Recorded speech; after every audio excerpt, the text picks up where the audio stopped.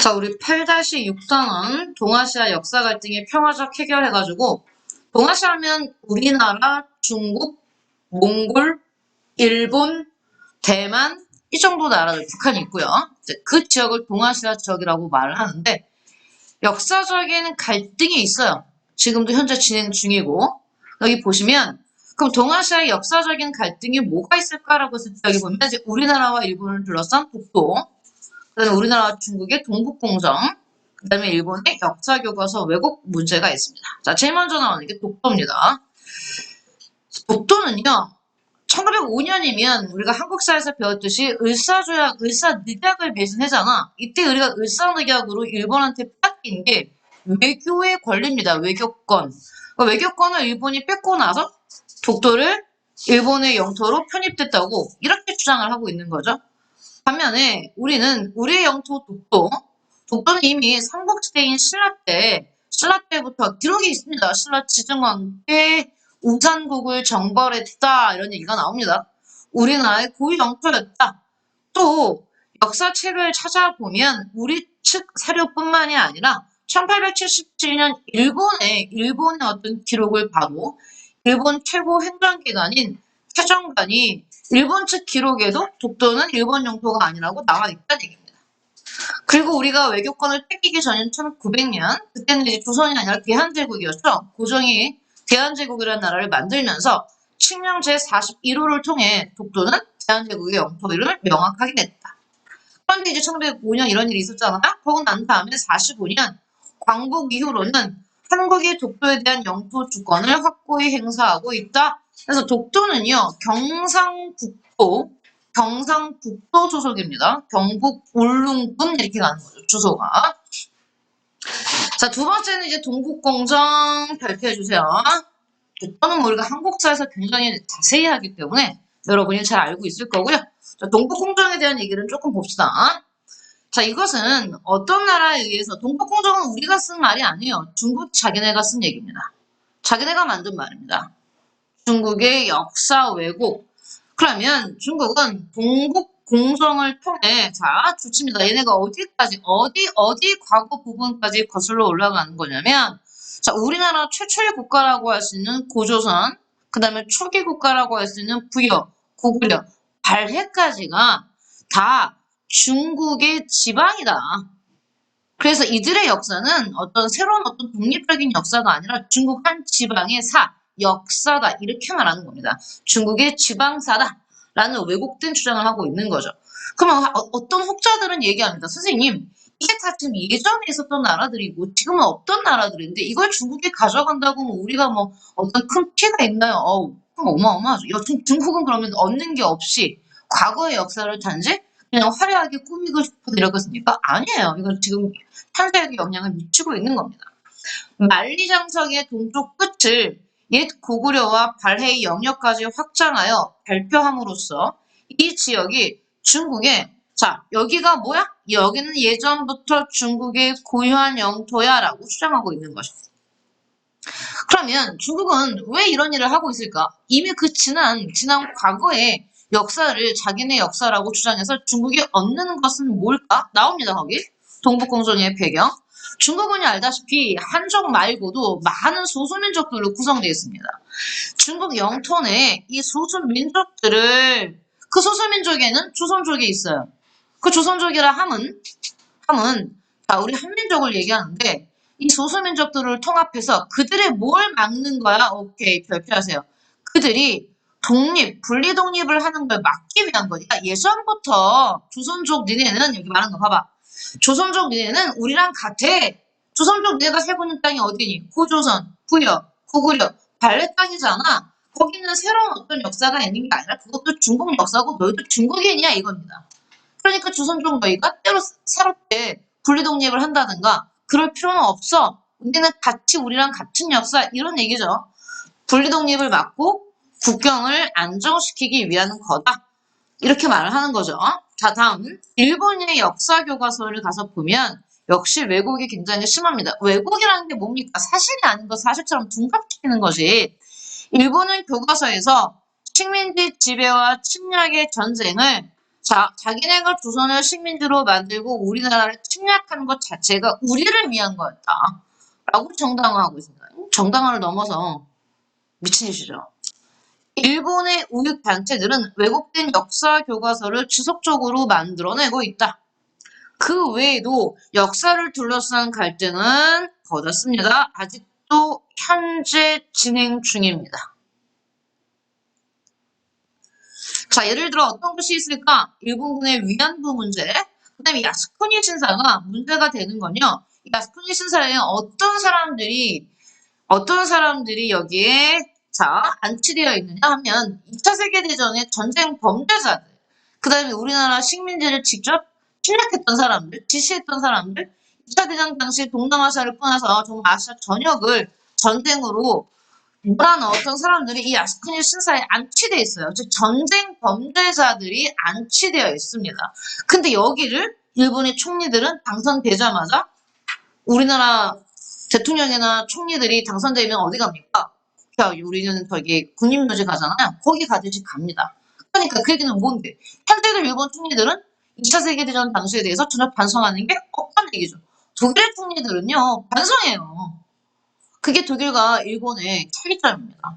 독일은 전쟁을 일으켰지만 거기에 대한 후손들이 끊임없이 그 역사에 대해서 반성하는데 일본은 반성은커녕 오히려 자기네들이 나쁜 짓을 했다고 인정 자체를 안 하는 거죠. 맞습니다. 이 야스쿠니 신사에 누가 있다? 2차 세계대전의 전쟁 범죄자들. 전쟁 범죄자들이, 전범들이 매장돼 있어요. 안치돼 있습니다, 이게.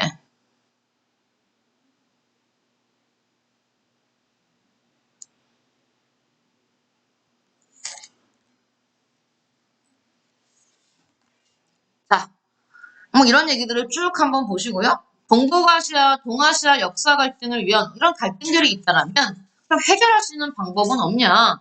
언제까지 갈등을 하고 있을 수는 없죠. 일본이 과거의 잘못을 인정한다면 그 다음 단계로 나가야죠. 하지만 다음 단계로 나가기 위해서는 먼저 뭡니까? 인정을 해야 됩니다. 친구랑 친구 사이도 어때? 안 좋은 일이 있었어. 그럼 각자 인정하고 서로 사과할 건 사과하고 그 다음 단계로 넘어가야 되는데 사실 일본이 인정하고 있지 않기 때문에 그 다음 단계로 나가지 못하는 부분이 있어요. 자, 어쨌든 해결할 수 있는 방법은 함께 공동의 역사 연구를 통해 서로가 서로의 차이를 극복하자. 또 상대방의 역사를 올바로 이해하자.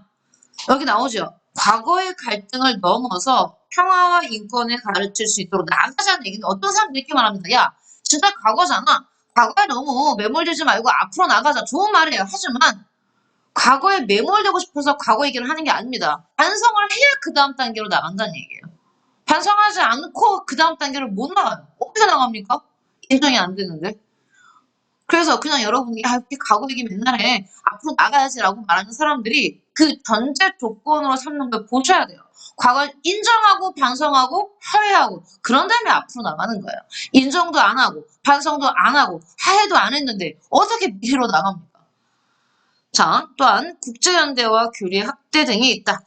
여성 국제 전범 법정을 만든다고 동아시아 청소년 역사 체험 캠프 등이 있다라고 했지만 자, 이 외에도 우리가 봐야 될 게 뭐가 남아있냐면 여전히 현재 진행 중인 영토 분쟁에 대해서 여러분이 필기를 하시면 됩니다. 제목은 동아시아의 영토 분쟁입니다. 땅을 둘러싼 분쟁, 현재 진행 중인 분쟁. 자, 지도도 볼 거지만요. 일단 한번 써볼게요. 쿠릴 열도. 자, 쓰면서 설명 들으세요. 쿠릴이라는 말을 들으면 쿠릴 문자, 러시아어입니다. 그래서 쿠릴 러시아예요. 러시아. 열도라는 건 섬들이 줄져서 있는 섬. 봐봐봐요. 섬이 이렇게 줄지어서 있으면 우리 이거를 열도라고 부르고요. 섬들이 이렇게 몰려 있잖아요. 무작위하게 이렇게 어떤 형식 없이 우리는 이걸 군도라고 말합니다. 물이 군자. 그래서 일본 어때요? 섬들이 홋카이도, 혼슈, 시코쿠, 규슈 같이 큰 4개의 섬이 이렇게 줄지어 있기 때문에 우리는 일본 땅을 부를 때 뭐라고 부릅니까? 일본 열도 이런 표현을 쓰죠. 그러니까 쿠릴 열도는 일본과 러시아 사이에 섬들이 이렇게 따다다다다 줄지어져 있어요. 그래서 거기를 쿠릴 열도라고 부릅니다. 그리고 다른 말로는 북방사도 4개의 섬 이렇게 부르죠. 그러면 쿠릴이라는 말이 러시아어잖아. 그러면 부르는 이름, 현재 부르는 이름이 힌트야. 지금 뭐의 힌트예요? 현재 그 지역을 점유하고 있는 나라가 어디라는 얘기야? 러시아라는 얘기야. 쿠릴 열도라고 말했기 때문에. 자, 일단 써보세요. 우리나라랑 뗄래야 뗄 수 없는 연도 1905년. 1905년은요. 러시아와 일본이 우리를 둘러싸고 벌인 전쟁이죠. 1905년 러일 전쟁 이후 이 쿠릴 열도가 일본 영토로 편입되었어. 이때 러시아가 전쟁에 졌잖아요. 일본한테. 그래서 일본 영토로 편입되었으나 2차 대전 이후 2차 세계대전 2차 세계대전에서 일본은 패전 국가였죠. 그래서 2차 세계대전 이후 전쟁에 이긴 소련이 점령함으로써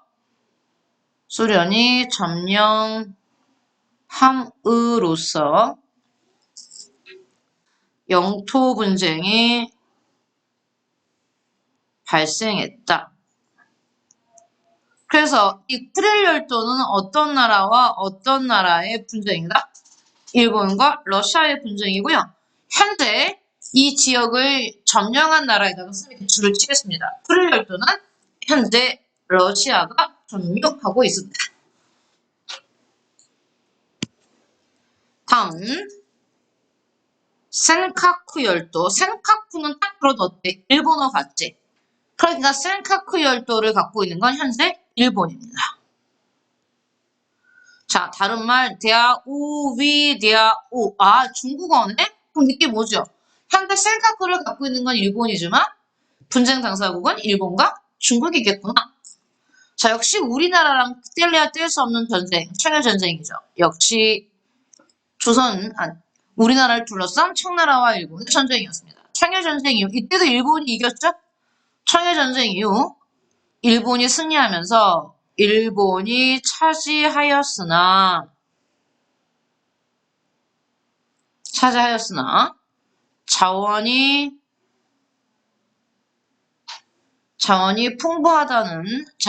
풍부하다는 사실이 밝혀지면서 자, 여기는 지금 중국, 그 다음에 대만, 타이완이죠. 타이완이 각각 일본에게 자국의 영토라고 주장하고 있다. 그래서 이 센카쿠 열도를 둘러싼 분쟁 당사국은 일본, 중국, 대만, 타이완 되겠습니다. 현재 이 섬을 실효 지배하고 있는 나라는 일본이죠. 센카쿠 그랬으니까 형광펜 써놓으세요. 주세요, 여러분도. 현재 점령하고 있는 나라. 자, 세 번째 동아시아의 분쟁 지역은 시사군도입니다. 시사, 한문이죠? 시사, 중국이겠죠, 그러니까. 군도, 아까 얘기했으니까 선생님이 군도는 섬들이 그냥 무작위로 몰려있는 거랬죠? 다다다다 몰려있는 거. 자, 다른 말로는 파라셀 제도라고 합니다. 파라셀 제도도요, 섬들이 몰려있는 거예요. 자, 여기는 좀 더 아래쪽입니다. 남중국해. 베트남이 점유하고 있던 시사군도를 베트남도 동아시아 문화권, 한자 문화권에 들어갑니다. 시사군도를 중국이 무력으로 점령했죠. 무력 점령하면서 영토 분쟁이 발생했습니다. 그래서 시사군도는 분쟁 당사국이 베트남, 그 다음에 중국이죠. 내가 시사 한문일지 한자는 중국의 문자 아닙니까? 그래서 현재 실효 지배하고 있는 나라는 시사군도는 중국입니다. 중국. 자, 그 다음 네 번째 쓸게요. 여러분 이게 순서대로 맨 위에서부터 쭉 순서도 이렇게 북쪽부터 쭉 아래로 내려옵니다. 선생님이 지금 순서대로 쓰고 있어요. 자, 마지막이 난사군도. 다 섬들이죠. 자, 스프레틀러 군도라고도 합니다. 스프레틀리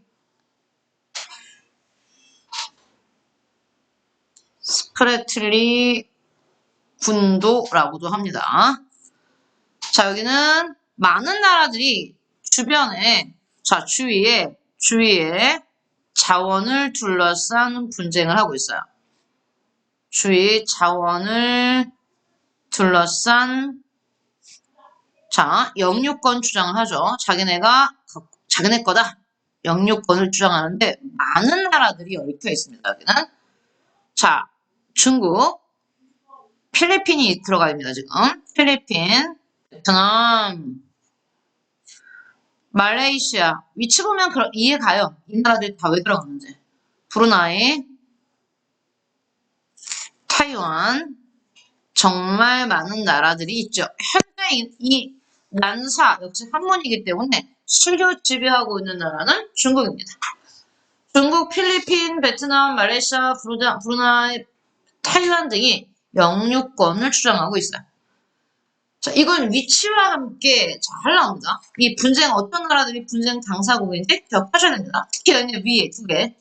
코레아가 싱가포르 너무 잘 나오겠죠. 왜냐면 시사와 난사는 좀 내려가잖아요. 동남아시아 국가들이 등장을 합니다. 그래서 자, 동아시아라고 했을 때는 뭐 여기 중국이 지금 들어가기 때문에 동아시아에 집어넣었지만 동아시아 국가들만 해당하는 이 쿠릴 열도와 센카쿠 열도는 꼭 기억하세요. 센카쿠는 다른 말로 중국어로는 제어위다오 해서 꼭 봐두시고요. 자, 이제 넘어가 볼게요.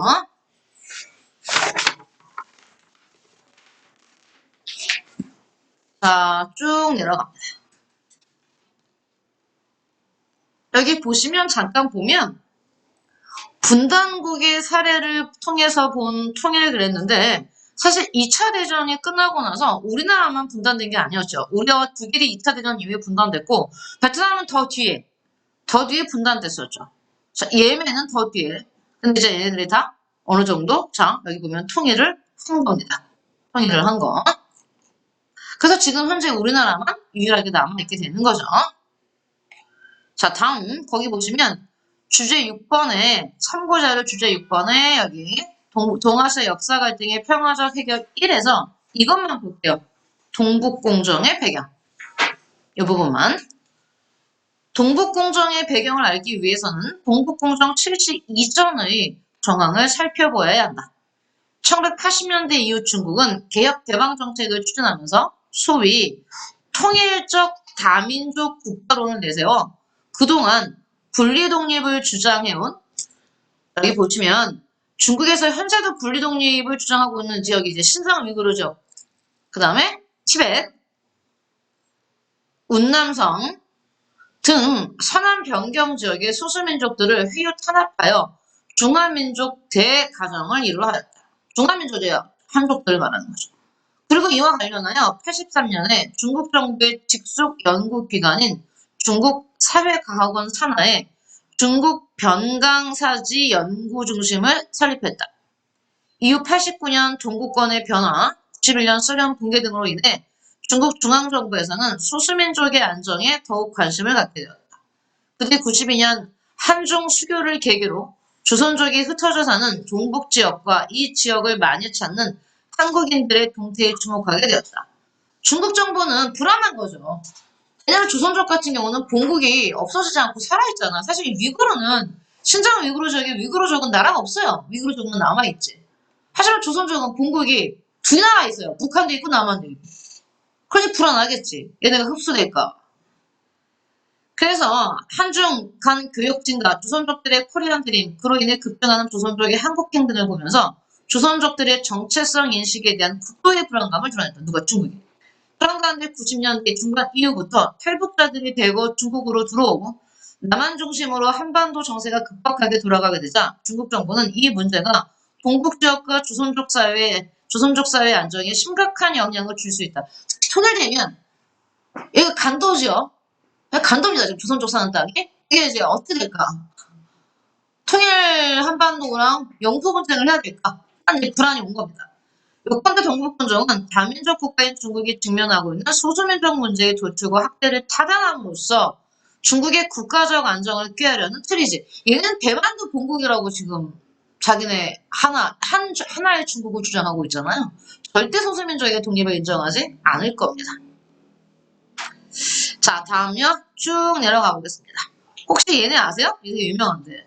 사이버 외계사였던 방크. 들어봤어요? 세계인들에게 독도를 올바로 알리고 있는 민간단체죠? 민간단체. 방크. 얘네들의 활동도 한번 찾아보세요. 유명합니다. 자, 그러면 여기 세계화와 평화 이 파트 여러분이 아는 건 아는 대로 풀고 모르는 건 모르는 대로 두세요. 한번 해보세요. 법사 1번. 국제사회의 상호 의존성이 커지고 국가의 경계를 넘어 세계가 하나로 통합되어가는 현상. 세계화겠죠? 특정 지역의 독특한 사회-문화적 특성이 특정 지역, 그 다음에 독자적 가치를 지니게 되는 현상. 이게 우리 제목이었죠. 세계화와 지역화. 다음, 세계화로 인권, 자유, 평등과 같은 이게 뭐야? 우리 인권, 자유, 평등 이런 걸 뭐라 불러요? 보편적 가치라고 부르죠. 보편적 가치. 보편적 가치. 또 땡땡땡은 최첨단 교통통신 체계를 갖추고 생산자 서비스업이 발달하여 전 세계의 자본과 정보가 집중하는 곳 세계도시죠. 세계도시, 최상의 세계도시 세 군데가 있다. 이랬죠. 런던, 뉴욕, 도쿄.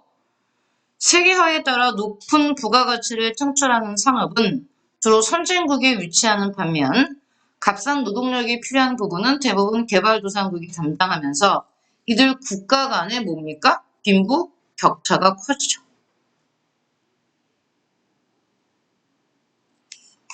자, 땡땡땡이란 개발도상국의 생산자에게 정당한 대가, 생산자들, 노동자들에게 정당한 대가가 돌아가도록 하는 무역, 공정무역이죠. 여러분 이 정도는 다 여러분이 대답할 수 있어야 됩니다. 다음, 우리 평화 배웠잖아요. 평화에는 적극적과 소극적이 있는데 전쟁과 테러 같은 물리적 폭력이 없는 상태, 이게 소극적 평화죠. 소극적 평화. 국제사회 행위 주체도 배웠죠? 국제사회 행위 주체에는 국가가 가입되는 주체, 정부 간 국제기구, GO가 있고요. 민간단체나 개인이 주로 가입하는 게 NGO라고 쓰시면 됩니다. 아니면 뭐 국제비정부기구라고 써도 돼요. 국제비정부기구 이렇게 쓰셔도 되고요. 그냥 NGO 대문자로 쓰셔도 됩니다. 국가들 사이의 이해관계를 조정하고 규범을 정립하는 역할을 하는 국제사회의 행위 주체에는 국가들 사이의 이해관계를 조정하려면 국가들을 회원국으로 받아들이는 그런 국제사회 행위 주체. 그게 바로 뭐겠습니까? GO겠죠. 아니면 이렇게 쓰면 돼요. 그냥 정부 간 국제기구. 이렇게. 정부 간 국제기구. 아니면 대문자로 그냥 GO 쓰세요. 다음, 전쟁 및 테러를 방지하기 위해 개별 국가들은 양보와 타협을 통한 외교적 협상도 합니다. 또 정부 간 국제기구 GO는 분쟁 당사국이 원만한 해결을 모색할 수 있도록 중재하죠. 중재 역할 혹은 뭐 중재자 역할 둘 다 돼요. 중재만 쓰셔도 되고요. 자자까지 합쳐서 중재자라고 쓰셔도 됩니다. 국제사회의 다양한 행위 주체들은 인권 존중, 자유와 평등, 평화 등 인류 역시 뭐야 이거 다? 이게 보편적 가치 또 나오죠. 우리 이런 거 인권 존중, 자유와 평등, 평화를 다 우리는 보편적 가치. 5글자 알아두세요. 다음 이제 우리나라 얘기입니다. 광복 후 자, 뭐에 대한 찬반통 논쟁이었어요. 우리 이번에 한국사에 나와줬지만 모스크바 삼국 외상회의에서 결정된 이 신탁 통치에 대한 어떤 찬반 논쟁이 결국 좌파 우파를 갈랐죠. 신탁 통치에 대한 찬반 논쟁, 이념적 갈등, 자, 이런 것들이 남북 분단을 막지 못하는 어떤 요소가 됐습니다. 땡땡땡은 아시아의 32개국을 연결하는 도로망. 우리 아시안 하이웨이 봤었죠? 아시안 하이웨이. 자, 인적 물적 교류 확대에 기여하겠죠. 다음, 땡땡땡은 울릉도의 부속 독도죠. 2000년 일본 도쿄에서는 자, 이때 2000년 뭐 한참 지난 얘기지만 여성 국제 전범 법정이 개창됐습니다. 여기서 된 건 우리나라뿐만이 아니죠. 이 당시에 동남아시아, 중국 그런 여성들도 일본의 위안부로 끌려갔었습니다. 일본 군 위안부 문제죠. 일본 군 위안부 문제. 해서 우리는 8단원을 봤습니다.